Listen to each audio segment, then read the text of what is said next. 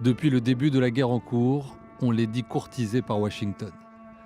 La Maison-Blanche aimerait faire de ces combattants kurdes iraniens, réfugiés du côté irakien de la frontière et unis au sein d'une coalition depuis fin février, les bras armés d'une future offensive terrestre contre le régime de Téhéran.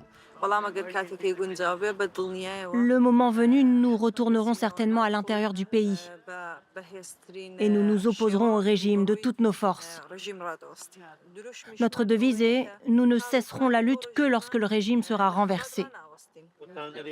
Les Kurdes d'Iran sont estimés entre 7 et 15 millions, soit 8 à 17% de la population totale du pays, dont la majorité est perse. Dans les régions montagneuses, à cheval sur l'Iran et l'Irak, des groupes armés mènent la lutte sans relâche depuis un siècle, marquée par les massacres commis par le pouvoir central, d'abord la dynastie Pahlavi, puis le régime des Mollahs. Leur résistance est régulièrement brandie par Téhéran comme menace à l'unité nationale. Ces ennemis intérieurs sont nécessaires pour rallier la population au drapeau et unir le peuple autour du régime. Les Kurdes constituent la principale carte du régime islamique. Le régime actuel, tout comme le précédent, les a utilisés comme un atout pour unir la nation et les rallier à ce régime. 2022 marque un tournant. Les Kurdes prennent pleinement part au mouvement Femmes, Vie, Liberté. La mort à Téhéran de Mahsa Amini, jeune femme elle-même kurde, tuée pour avoir mal porté son voile, provoque de gigantesques manifestations dans tout le pays, et notamment ici à Saqqez, sa ville natale où elle est enterrée. La répression dans les différentes provinces kurdes est féroce, tout comme au Baloutchistan, dans le sud-est, région la plus pauvre d'Iran, où se concentrent la plupart des 2 millions de Baloutches du pays. Le sentiment d'être laissé pour compte y a alimenté la très forte mobilisation contre l'augmentation du coût de la vie en janvier dernier, réprimée dans le sang.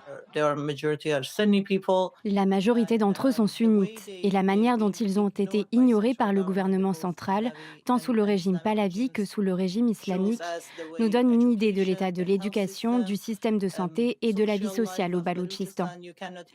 On a même du mal à considérer le Baloutchistan comme faisant partie de l'Iran lorsqu'on s'y rend.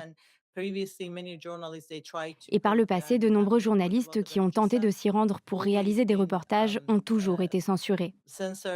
Une invisibilisation comparable touche les populations arabes, environ 2 millions également, résidant souvent dans les régions pétrolifères du sud du pays, sans profiter des revenus générés.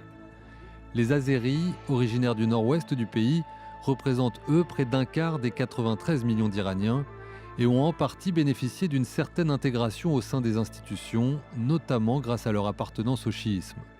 Le guide suprême Ali Khamenei, comme son fils et successeur Mojtaba, font d'ailleurs partie de cette communauté.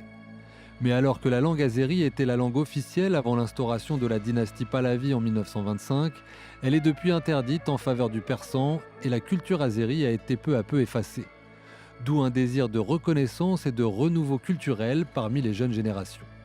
Dans un message posté début mars depuis son exil américain, le fils du dernier Shah, qui espère incarner le futur de son pays en cas de chute du régime, fait mine d'avoir intégré les revendications et les frustrations de toutes ces communautés. Je vous assure que je mettrai tout en œuvre pour qu'un Iran libre, doté d'un gouvernement fondé sur la séparation de la religion et de l'État, ancré dans l'état de droit et l'égalité des citoyens, vous permette de ne plus subir de discrimination.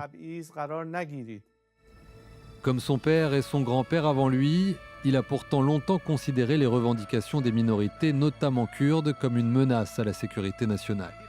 La voie de la libération sera donc encore longue pour les minorités ethniques qui, additionnées les unes aux autres, représentent environ la moitié du peuple iranien.